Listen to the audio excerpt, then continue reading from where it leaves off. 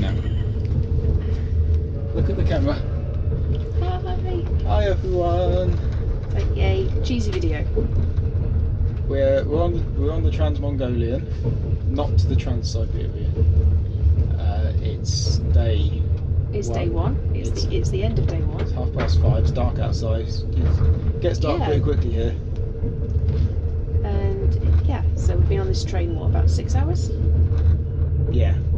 We left at 11:22. It's now 5:30. About 6 hours.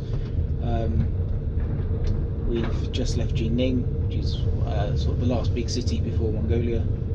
We crossed the border in a few hours' time. It's dinner time. We're just about to go for dinner. They've given us free dinner tickets at least for the first day. Probably just for the first day, but you never know. We had free lunch as well, which was nice. Sort of beef. Was it beef? A meatball stew thing and rice. Yeah, pork meatball stew with veg and a bowl of rice, and it was fine. And there was a little old lady walking around selling various drinks and things on a tray. We forgot to bring money. So we didn't have drinks. Probably have a couple of beers this time. Anyway, this is meant to be a video about our thoughts about China. Yeah? Yeah, I like China. Apart from the ridiculous internet access, there's the censorship not good. All the police statey stuff not good. But China, the food's great. People are nice. I thought the people are nice or indifferent or not nice, but mostly the former. Yeah, no, so the language barrier is a barrier, but Google Translate is a massive help. Yeah, lots of help. Definitely. There's magic point camera and Chinese text and English text appears. That's pretty cool. And sometimes really amusing. Yeah. China, what do you have to say about China? Shenzhen, amazing. Doing electronics. So buildings just full of components. Yeah. What could have walked around there for days. Floor upon floor of buildings. So ground floor, usually tiny components, and then the higher up you go, the more built. Yeah, so it's like walking up through a factory. So you get components and then sub-assemblies, and then at the top floors are basically selling computers, laptops, phones, accessories, everything that goes with it. There's whole markets full of like mobile phone baseboards and motherboards and things, and it's just no anti-static protection at all. Didn't see any single anti-static mat or wrist strap while I was there at all. And I bought some components with just connectors because I figure connectors are unlikely to go wrong, whereas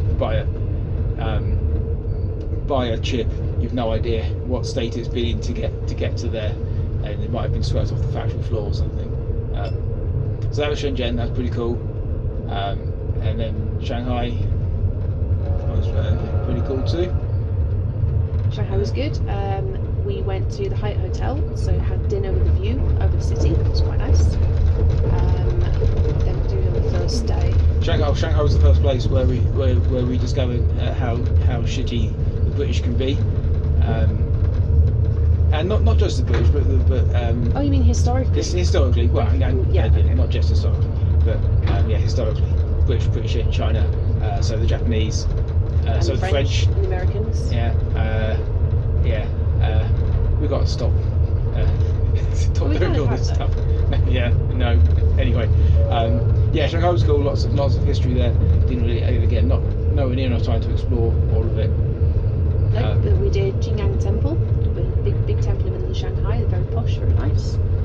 Walked down got the metro to the Bund. Walked down the Bund to Yuyuan Gardens, and there's a park on the outside there that we walked through. And then had a wander around the bazaar in Yuyuan Gardens. Tried to find the actual garden itself, and it was closed. We got there about 10 minutes too late, so that was fun. It turns out we were pretty much right next to it, and then went on a massive walk to find it. Ended up back where we started 10 minutes later. Back where we started, only around the corner. So if we'd have walked in the opposite direction, we'd have found it. And then there was the food court. So probably your first proper experience of Chinese food. Kind of. Maybe not. Pick and Mix food court. Had dinner there. That was also quite interesting. And was that the night we went to the bar? Probably. One of Michelle's colleagues took us to this jazz bar somewhere on the outskirts of Shanghai. No, is it right in the middle of Shanghai, near the It seemed deserted anyway. No, it's the former French concession. The western side of that, so it's pretty much in the middle of Shanghai proper. It was a jazz bar, which is very good. Nice Chinese singer, very good voice. And then the next day we went out to. What did the second day? No, that day was spent in the former French concession. We went to the monument or the museum of the People's Republic of China government. Oh yeah, so it's where the Communist Party was founded. They've got the sort of first meeting house is now a museum. That yeah, a bit weird. Obviously, there's lots of places in China where the Communist Party and Mao are still quite worshipped or revered, but there's when you know what they did, it's a bit not quite morbid. It's just a bit unsettling, I think. It's very strange how much of that is they don't care and how much of that is sort of whitewashing. Don't really know. It's very difficult to tell either way, I think. Oh yeah, but I mean, yeah, the cult around Mao especially is a bit weird. Like we didn't go in the mausoleum in Beijing, partly because we didn't quite have enough time, partly because I think the preservation of the dead body itself is a bit weird, and the fact that you go in a building to look at it, the physical body itself is weird, especially considering who Mao was, a bit weird. But anyways, that's when we got to Beijing, and we went around. So Beijing was very interesting. First night in Beijing, we wandered over to Tiananmen Square and had a look at Tiananmen and the square. But we couldn't get onto either of them. It seems like they close everything down at night. So lots of guards everywhere, lots of barriers. Still people wandering up to Tiananmen and taking a picture. The big picture of Mao is still in front. So lots of people going up to doing selfies and family photographs and stuff. And it was just it was kind of like a bit like the Goose Fair, but without any of the rides. Everything was lit up in enormous fairy lights. It's very, very strange. And yeah, we went back to Tiananmen on daytime. Turns out the mausoleum and the Forbidden City and everything around there is closed on a Monday, so we couldn't get into anywhere. But the square is cool enough just to walk around. It's huge, and there's the monument to the People's Heroes, was it? Which is a big, tall, sort of a bit like Nelson's Column type thing, but rectangular. There's Mao's mausoleum right in the middle of the square, and then at the other end there's some of the old sort of gateways to the city type thing. So yeah, it's huge, but it was quite a big open place to walk around. Then you've got the People's Museum down one side and sort of like the government building down the other. And there were Canadian flags up because Trudeau was Justin visiting. Trudeau. He was visiting China. Yes, he was doing some kind of governmental thing in Beijing. Actually, I wonder if we've got a Canadian in the bunk next to us. I wonder if he knew that Justin Trudeau was in China. Probably doesn't care. Might do. I don't know. He might be either a massive Justin Trudeau fan or a massive Justin Trudeau hater. I can imagine that if Theresa May was visiting Beijing while we were there, I'd probably be running in the other direction. Well, you were there when Trump visited, weren't you? I was in Beijing when Trump visited, and whilst I didn't consciously avoid him, if I'd have known he was somewhere, I probably would have given it a wide berth just for ease of life more than anything else. Fighting your way around places tied down in security is probably not a very fun thing to do. Well, we did that anyway. So everywhere in China there's security. So if you go into I think all the museums went into. All the museums, the metro. There's X-ray scanners you put your bags space. through. I think every metro station, when you enter, you put your bags through an X-ray scanner and you walk through a metal detector. And there's people scanning you with the handheld wands.